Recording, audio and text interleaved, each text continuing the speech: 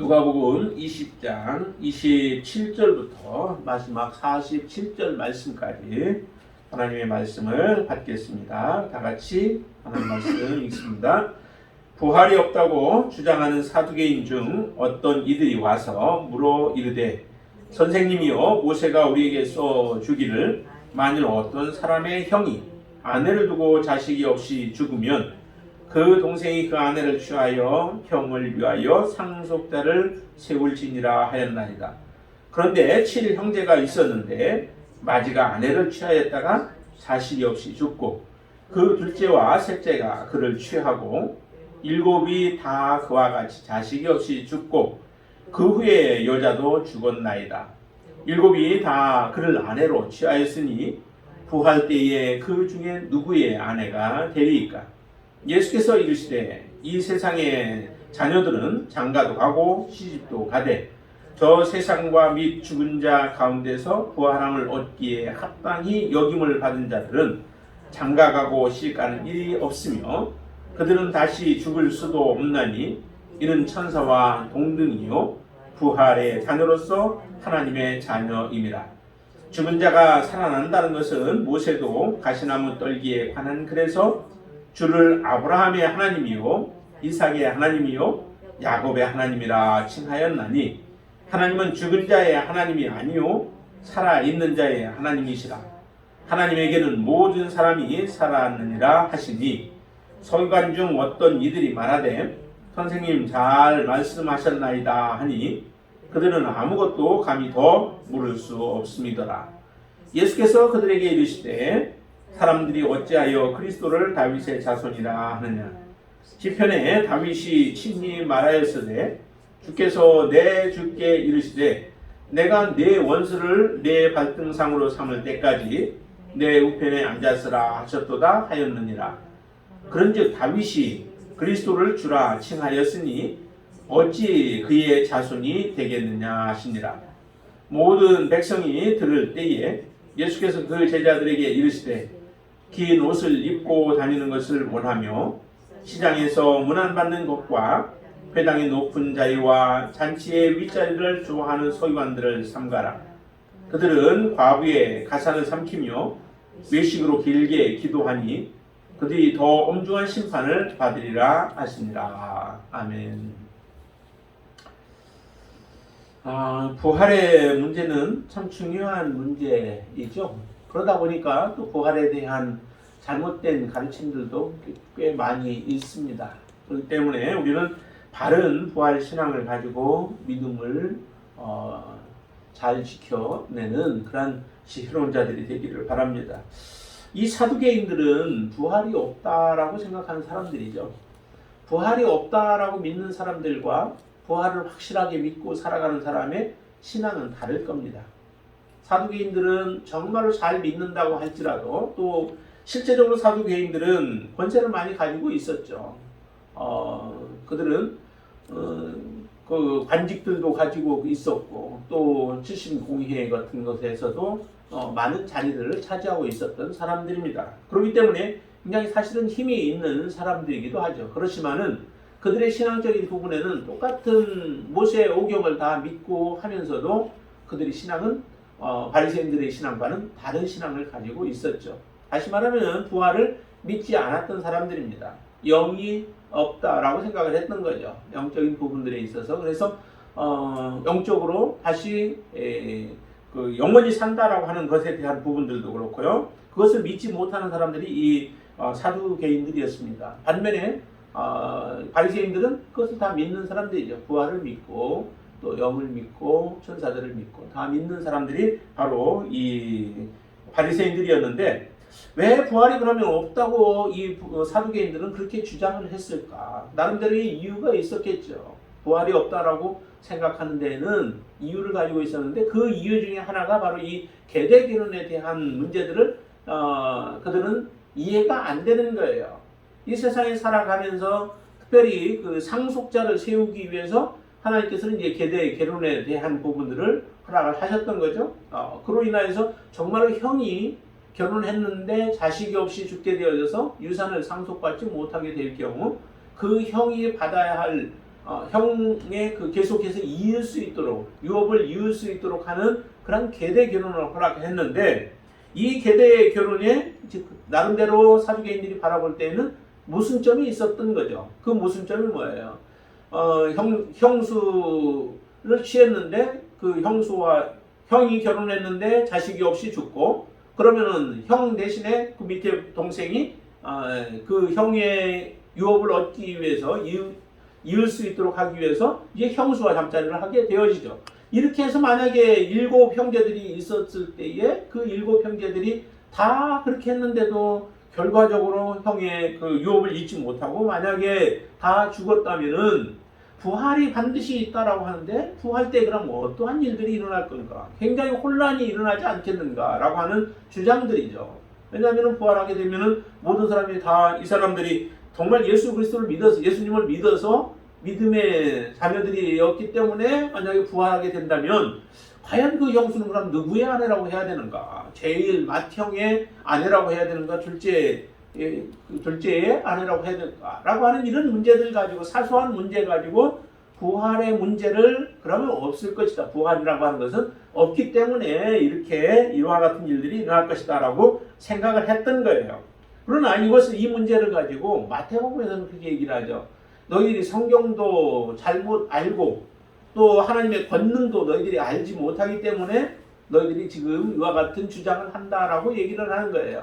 정말 하나님의 권능이 얼마나 그 큰 권능을 가지고 계신가라고 하는 것을 우리가 한없이 믿는다면, 하나님을 우리가 그렇게 믿을 수 있다면 이 부활이라고 하는 문제는 그렇게 큰 문제가 되어질 수 없는 거죠.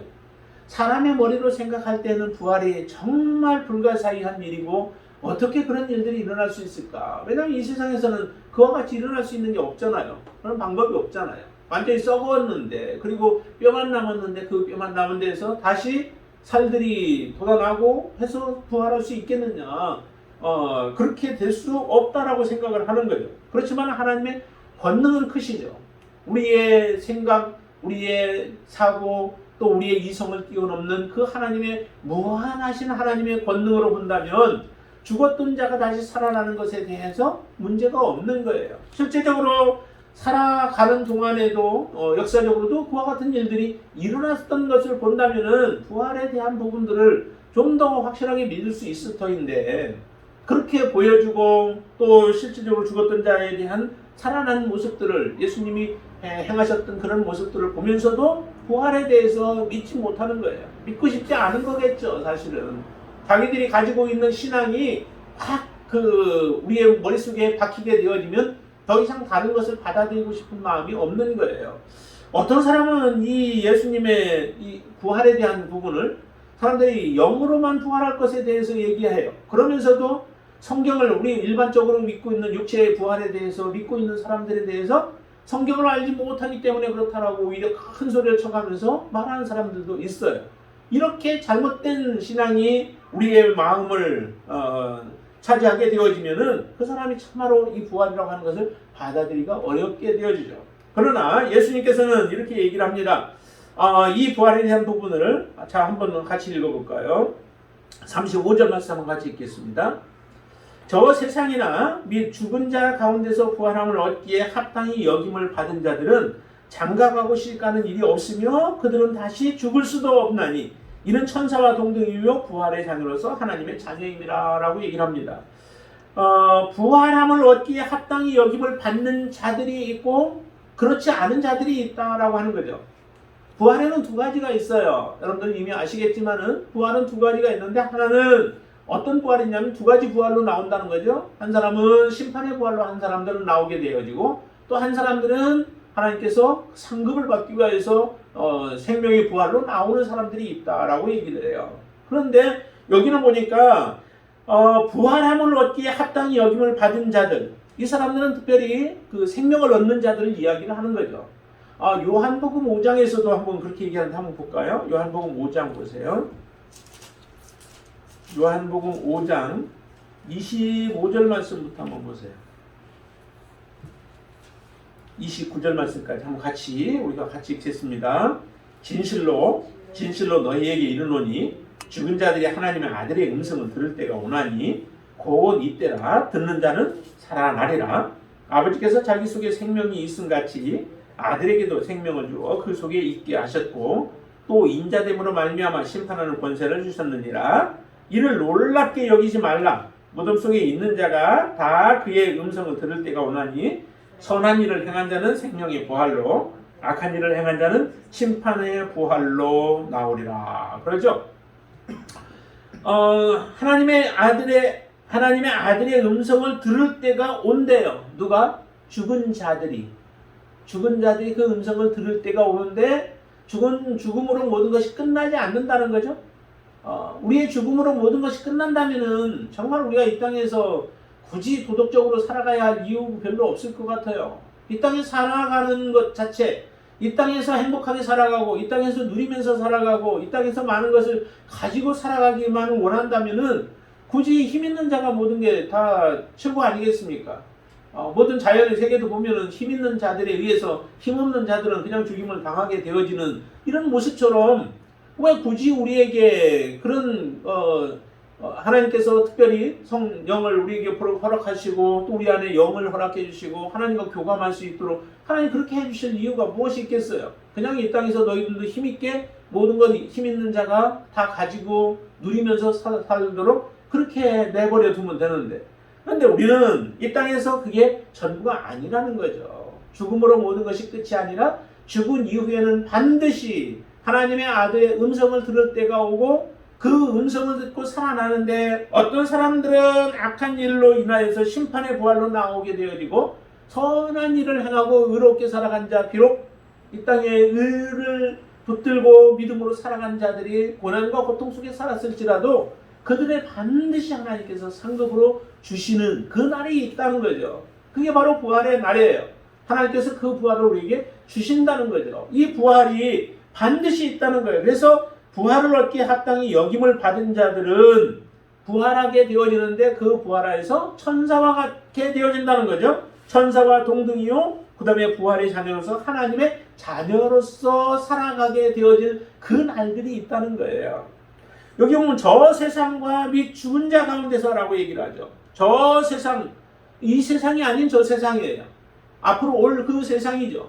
근데 그 세상은 두 가지 세상이 반드시 있다는 거죠. 하나는 천국에서의 삶이 있고 하나는 지옥에서의 삶이 따로 있다라고 하는 거예요. 우리가 어디에서 살아가야 할 것인가? 부활을 믿는 사람들은 반드시 저 세상에서의 삶을 준비하며 살아가는 사람들이 되어질 거예요. 부활을 믿지 않고 살아가는 사람들은 저 세상에 대한 관심이 없어요. 그 세상이 없기를 바라요. 없기를 바라고 그 세상에 있으면 그들은 오히려 망하게 되어지죠. 그렇기 때문에 부활을 믿는 사람과 믿지 않는 사람들의 삶의 모습은 완전히 달라질 수밖에 없는 거죠. 우리는 부활함을 얻기에 합당한 자로 여김을 받고 지금 이 땅에서 살아가고 있는 자들입니다. 그렇게 살기로 우리는 작정하고 지금 믿음으로 살아가고 있는 거죠. 이 사람들에게는 놀라운 축복이 있는 겁니다. 죽을 수도 없다는 거죠. 죽을 수도 없는 건 똑같아요. 그러나 영원한 죽음이라고 우리가 보통 얘기하죠. 지옥의 삶을 영원한 죽음. 왜냐하면 영원한 고통 속에 살아가야 하기 때문에 그런 거죠. 그러나 반면에 정말로 이 땅에서 그렇게 살아가고 하나님의 뜻 안에서 믿음으로 살아가는 자들에게는 하나님께서 생명의 부활로 나오기 위해서 그들에게 주시는 축복이 있는데 그들은 다시 죽을 수도 없고 천사와 동등되어지고, 천사가 우리가 지금 바라볼 땐 천사가 얼마나 흠모의 대상이에요. 천사 한 번만 봐도 우리의 인생이 놀랍게 많이 바뀌어질 거예요. 그런 천사와 같은 존재가 되어지고 부활의 자녀로서 특별히 하나님의 자녀로서 살아갈 수 있는 복이 우리에게 주어진다는 거예요. 이것을 모르는 거죠. 이것을 모르고 사두개인들은 그래서 바로 그 계대결혼의 그 모순 때문에 사람들은 부활을 믿지 아니하고 살아가는 어리석은 결단을 하게 되어집니다. 하나님은 그러면서, 주님은 그러면서 이렇게 말씀하시죠. 거기에 37절 같이 한번 읽어보겠습니다. 37절. 죽은 자가 살아난다는 것은 모세도 가시나무 떨기에 관한 그래서 주를 아브라함의 하나님이요 이삭의 하나님이요 야곱의 하나님이시라 칭하였나니 그러죠. 아브라함 이미 돌아가셨잖아요. 죽었잖아요. 육체적으로는. 그렇죠? 아브라함이 죽었고 그 다음에 그의 아들 이삭도 죽었습니다. 야곱도 죽었습니다. 그런데 그 이후에 모세에게 하나님은 나타나셔서 말씀하십니다. 뭐라고 말씀하실까요? 나는 아브라함의 하나님이요, 이삭의 하나님이요, 야곱의 하나님이라는 거예요. 아브라함이 죽었고 이삭이 죽었고 야곱이 죽었다면은, 그 모든 것으로 죽음으로 끝나버린다면은 굳이 하나님이 그렇게 말씀하실 이유가 무엇이 있겠어요? 그 죽은 자의 하나님이라고 말한들 그게 무슨 의미가 있겠어요? 그러나 하나님 안에서는 이 사람들이 비록 육체적으로는 지금 잠시 죽어 있을지라도 그들은 하나님의 권능 아래, 하나님의 능력 아래서 다시 살아난다라고 하는 거죠. 우리가 잠을 생각해 보면은 좀 쉽게 이해가 되어질 거예요. 우리가 잠자리에 들어가게 되어질 때 어때요? 평안하게 들어가서 잠을 자잖아요. 그렇죠? 근데 그 사람은 잘 몰라요. 어떨 때는 좀 다른 사람 옆에서 큰 소리를 얘기해도 아무 소리도 듣지도 못하고 그래요. 그렇지만은 그 다음날 아침이 되면은 반드시 일어나게 되어지죠. 그 기간적으로는 한 6시간, 7시간 뭐 이렇게 잠을 푹 자요. 그렇지만 그 다음날 아침에 일어나게 되어지는데, 우리가 그 잠자는 시간을 죽었다고 얘기하지 않잖아요. 우리의 삶 가운데 잠시 휴식을 취하는 부분일 뿐이지, 조금 시간이 지나고 나면은 우리는 다시 일어나서 또 새로운 삶을 또 시작하게 되어집니다. 이와 마찬가지 하나님이 모든 것에 무한하신 하나님, 끝이 없는 하나님, 시간의 제약이 없는 하나님 앞에서 우리가 잠시 동안 한 6,000년, 때로는 많게는 뭐 6,000년, 7,000년까지 만약에 잠을 자고 죽어서 묻혀 있다 할지라도 하나님의 능력 안에서는 그 모든 것이 잠시에 불과한 것뿐이죠. 그렇기 때문에 하나님은 죽었다 할지라도 정말 다시 살아날 자들이 있다라고 하는 거예요. 하나님의 은혜를 받을 자들이 있다라고 하는 거죠. 이런 사람들은 죽어 있어도, 우리 육신의 눈으로 볼 때는 죽어 있다 할지라도 그 사람들은 죽은 자들이 아니다라고 하는 겁니다. 그런 사람들은 다 누구예요? 산자라고 하는 거예요. 마태복음에서 그랬죠. 산자의 하나님이다. 하나님은 어떤 하나님이냐? 산자의 하나님이다. 여기 38절에서 이렇게 얘기하죠. 하나님은 죽은 자의 하나님이 아니요 살아있는 자의 하나님이시라. 하나님에게는 모든 사람이 살아있느니라 하시니라. 해서 말씀하죠. 모든 사람이 살아있다. 그렇죠? 넓게는 믿지 않는 사람들도 살아있어요. 넓게는. 그러나 좀 더 좁게 얘기한다면 정말 산자가 누구인가? 산자는 예수 그리스도와 진정한 관계가 맺어지고 예수 그리스도를 주님으로 섬기고 믿음으로 살아가는 사람들이 진정으로 산자예요. 여러분들 한번 보세요. 여러분들은 정말 산자이십니까? 내가 숨 쉰다고 살아있는 것이 아니라, 산자는 예수 그리스도와 진정한 관계가 맺어져서 그분이 나의 진정한 주인이 되어져서 나의 삶을 다스리시고 내가 그분께 굴복하며 믿음으로 살아가는 삶이 되어졌을 때 그 사람이 진정으로 산자죠. 예수님을 따라오려고 했던 사람에게 예수님께서 한 사람에게 얘기를 하잖아요. 나의 아버지 장례를 좀 치르고 내가 따라가겠습니다 라고 하는 얘기를 해요. 그 사람이 왜 그런 말을 했을까요? 정말 아버지가 죽었을까요? 죽었으면 왜 그 자리에 예수님 앞에 지금 따라왔어요? 예수님은 예수님 앞에 있지 않겠죠. 지금 빨리 아버지 장례 치르러 갔겠죠. 근데 하나의 변명에 불과한 것이죠. 그렇게 얘기를 하래요. 그때 예수님이 뭐라고 그래요? 죽은 자는 죽은 자들이 장사하게 하고 너는 나를 따르라 라고 말씀해요. 죽은 자는 죽은 자들이 장사하래요. 죽은 자가 어떻게 죽은 자를 장사해요? 육신의 죽은 자를, 영적으로 죽은 자들이 장사하게 두고 너는 정말 나를 따르라 라고 하시는 주님의 말씀인 것이죠. 그런 것을 보면은 정말 우리가 살아있다 하나 살아있는 자가 있을 수 있고 살아있다 하나 죽은 자가 있을 수 있다라고 하는 거죠. 여기에 바리새인들이나 아니면 사두개인들과 같은, 특별히 사두개인들과 같은 사람들은 살아있다라고 생각은 하지만 그들은 죽은 자에 불과할 뿐이에요. 정말 그들이 주님과 온전한 관계가 다시 맺어지지 않는 한 그들은 죽은 자일 수밖에 없는 거죠. 죽은 자이기 때문에 예수님에 대해서 인정을 잘 못하는 거예요. 지금 20장의 전체적인 내용들은 권위에 대한 부분들을 이야기를 다루고 있었다라고 얘기를 했죠. 말씀을 드렸죠. 예수님이 정말 권위 있는 분이라면은 그분이 어떤 분이신가라고 하는 것도 우리는 믿어야 돼요. 하나님이 권위 있는 분이시라면은 그분의 전적인 권위에 우리는 순종해야 되죠. 하나님의 권위에 복종해야 되죠. 하나님의 말씀하시면 그 말씀대로 순종해야 하는 거죠. 그게 바로 진정한 믿음의 사람이에요. 근데 예수님을 권위 있는 자로 믿지 못하다 보니까 이와 같은 이유들로 인하여서 예수님의 권위를 인정하지 않는 겁니다. 정말 하나님 앞에 우리가 살아있는 자가 되기 위해서는 우리는 산자이어야 합니다. 저와 여러분들은 진정으로 예수 그리스도 안에서 산자의 삶을 살아가다가 하나님께서 우리를 다시 부활케 하실 그때에 천사와 같이 부활하고 진정한 하나님의 자녀로 여러분들이 부활케 되어지는 놀라운 축복이 있게 되길 바랍니다. 그것은 바로 이 부활을 진정으로 믿는 자들이에요. 예수님께서는 그 다음에 이렇게 말씀을 하시죠.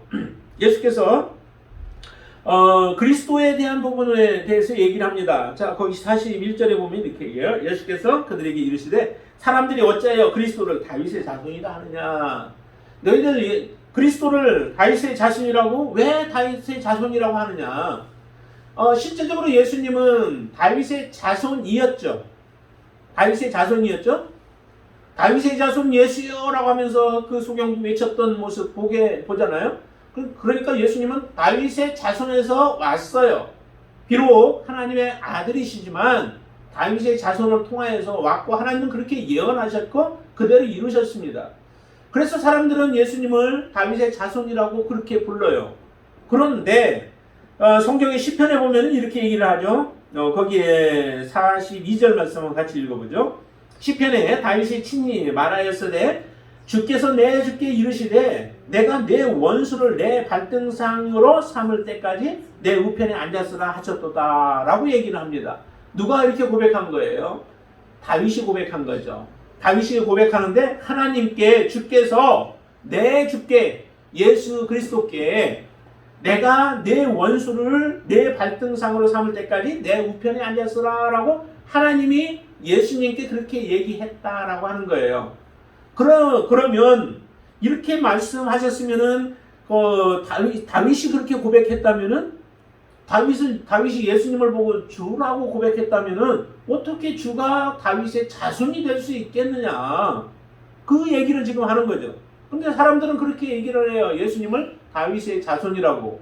근데 실제적으로 다윗은 예수님을 보고 주라고 고백했다라고 하는 거죠. 이것은 예수님이 누구이신지를 사람들이 모르는 거예요. 다윗은 바로 알고 있는 거죠. 예수님이 누구이신가. 그분은 모든 선지자보다도 앞선 분이시고 우리가 있기 전부터 계셨던 분. 그래서 창세기에서도 그 예수 그리스도가 드러나고 또한 요한복음 1장에서도 보면 그 예수님이 누구이신가 라고 하는 것을 우리에게 잘 보여주잖아요. 그분은 태초에 계셨던 분이시고 말씀으로 계셨던 분이시고 로고스로 함께 계셨던 분이 예수 그리스도이시다라고 하는 것을 다윗은 알고 계신 거죠.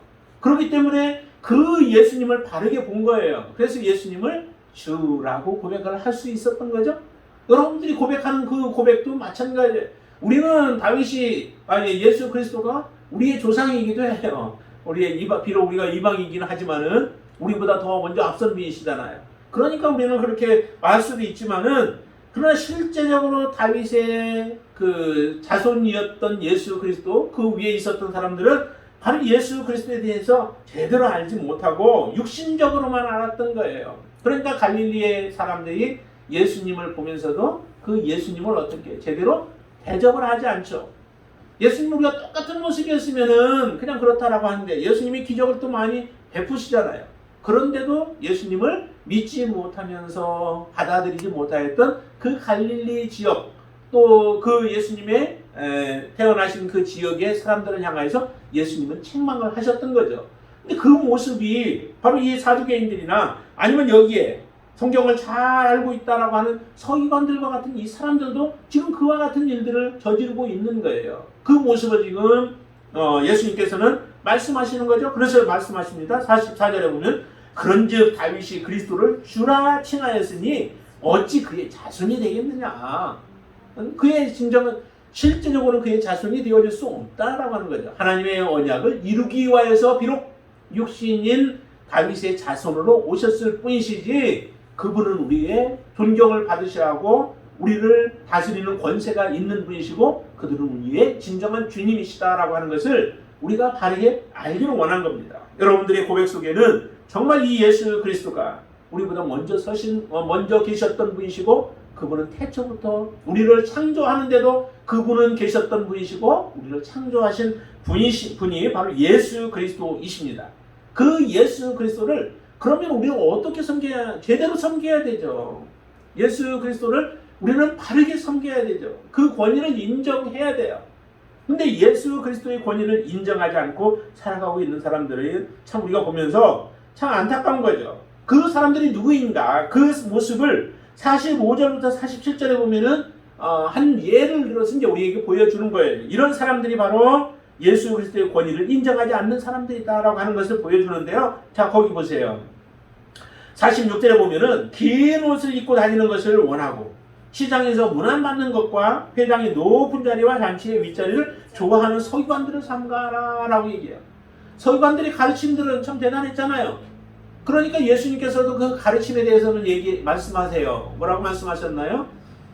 그들의 가르침은 너희가 들을지라도 저희들의 행위는 본받지 말라라고 할 정도로. 그러니까 행위와 가르침이 동떨어져요.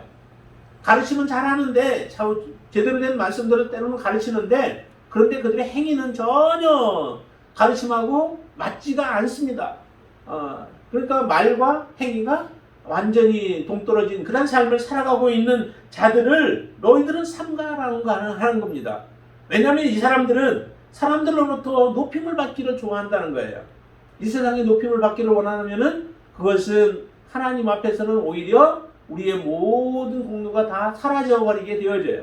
그래서 섬길 때에도 누군가로부터 받기를 원하면서 섬기지 말라는 거죠.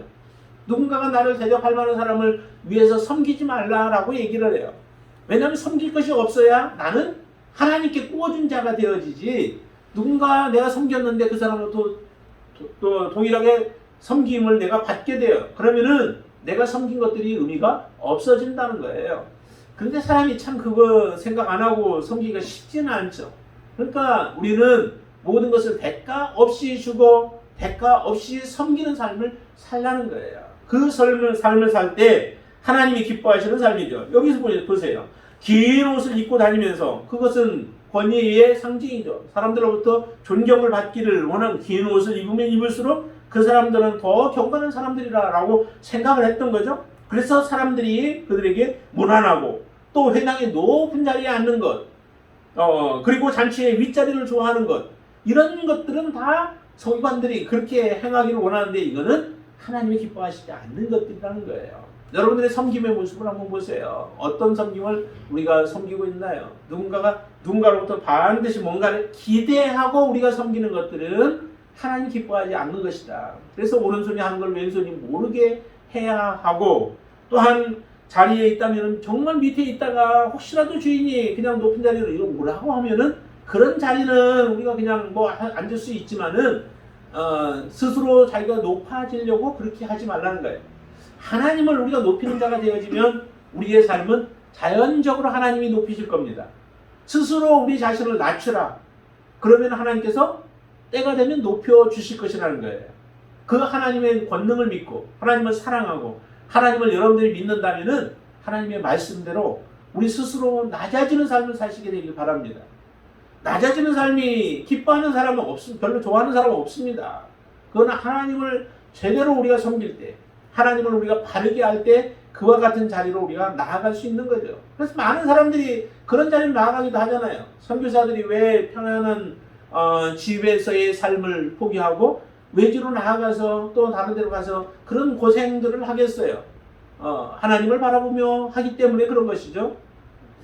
참 우리의 믿음도 실제적인 이런 믿음들이 되어야 될 줄로 믿습니다. 그럴 때 우리의 잔치의 자리도 높임을 받을 수 있는 거예요. 정말 천국에서 우리가 높은 자리에 서기를 원한다면 그것조차도 우리는 생각 안 하면서 하겠지만은 정말 하나님 앞에 우리가 이 땅에서 낮은 자가 되어졌을 때 가장 낮은 자의 삶을 살아가게 되어질 때에 하나님 앞에서는 높은 자의 삶을 우리가 살아갈 수 있게 되어진다라고 주님은 우리에게 말씀하셨습니다. 그 말씀이 여러분들의 삶에 도전이 되어질 수 있게 되길 바랍니다. 47절에서 얘기하죠.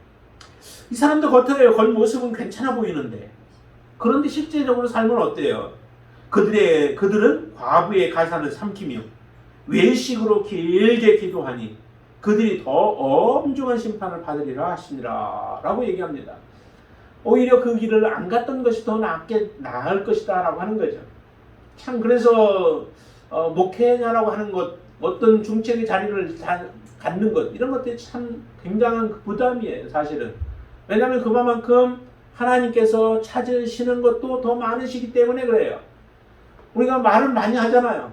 그럼 말한 대로 우리가 살아야 되는데 그러지 못할 때 그 모든 것이 말로 또한 우리의 심판, 내 자신이 심판을 또 당하게 되어질 수 있기 때문에 그렇습니다.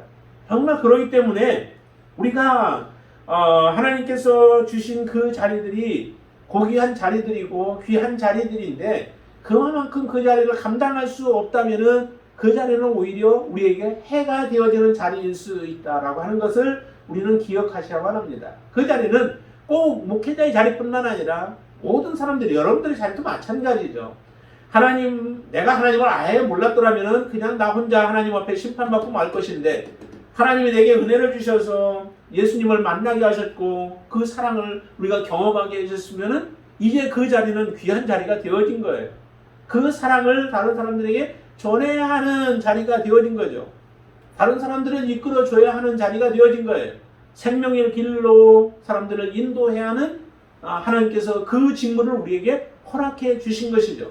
그 사명을 충성스럽게 우리가 감당할 때에 하나님의 자녀가 되어진 것은 놀라운 축복이지만 우리에게 맡겨진 일들을 감당하지 못하게 될 때 오히려 그 자리는 정말 우리에게 더 엄중한 벌들이 임하게 되어지는 자리다라고 하는 것을 여러분들이 기억할 수 있게 되어지길 바랍니다. 그래서 이 서기관들을 향하여서 엄중한 심판을 받게 되어질 것이다 라고 말씀해요. 예수님은 누구이십니까? 예수님은 정말 우리를 구원하신 분이시죠. 예수님은 여러분들을 구원하신 분이시에요. 그 예수님 앞에 우리가 놀라운 사랑으로 하나님 앞에 나올 수 있었고 또 하나님의 은혜로 말미암아 우리가 하나님의 자녀의 삶을 살아갈 수 있게 되었습니다. 그렇다면 이제 이 놀라운 은혜를 하나님 앞에 온전한 모습으로 돌려드릴 수 있는 저와 여러분들의 삶이 되시기를 바랍니다.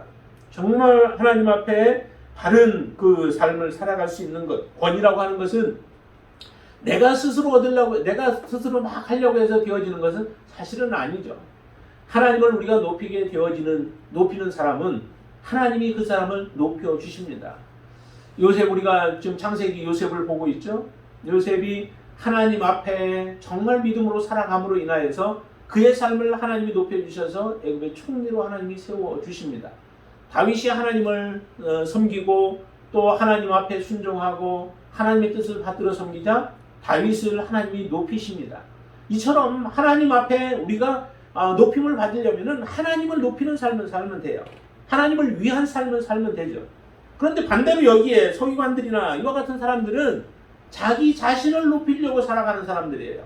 내가 높임을 받으려고 했고 더 많은 사람들의 칭찬을 받으려고 했고 높은 자리에 가서 다른 사람들을 다스리려고 하는 이런 삶으로 인해서 오히려 그들의 앞에는 이처럼 하나님의 더 엄중한 심판이 기다리고 있었던 것을 본다면은 우리는 예수님의 권위 앞에 겸손한 모습으로 엎드려서 주님을 섬기는 삶을 산다면 우리를 통하여 하나님은 높임을 받고 영광을 받고 그리고 마지막에는 부활의 날에 우리가 높임을 받으며 하나님의 영광을 드러내는 자가 되어질 줄로 믿습니다.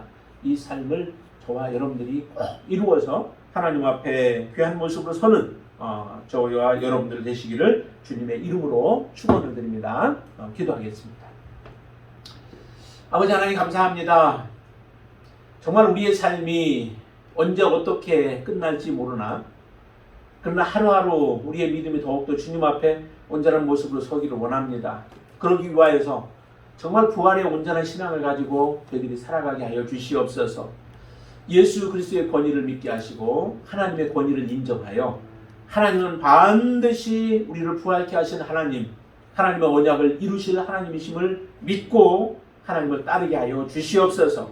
이 땅에서 비록 아버지 하나님 힘든 일들이 있어도 주님을 믿고 고백하는 그 믿음이 흔들리지 않게 하여 주시옵소서. 반드시 하나님 앞에 우리가 설 때에 우리는 하나님의 칭찬을 받는 자로 서기를 원합니다. 하나님의 심판 가운데 나아가는 자가 되지 않게 하여 주시옵소서. 생명의 부활로 나아가 하나님의 영광을 드러내며 영원토록 천사와 같이 하나님을 섬기는 자로 설 수 있도록 우리를 축복하여 주시옵소서. 예수님의 이름으로 간절히 기도드리옵나이다. 아멘.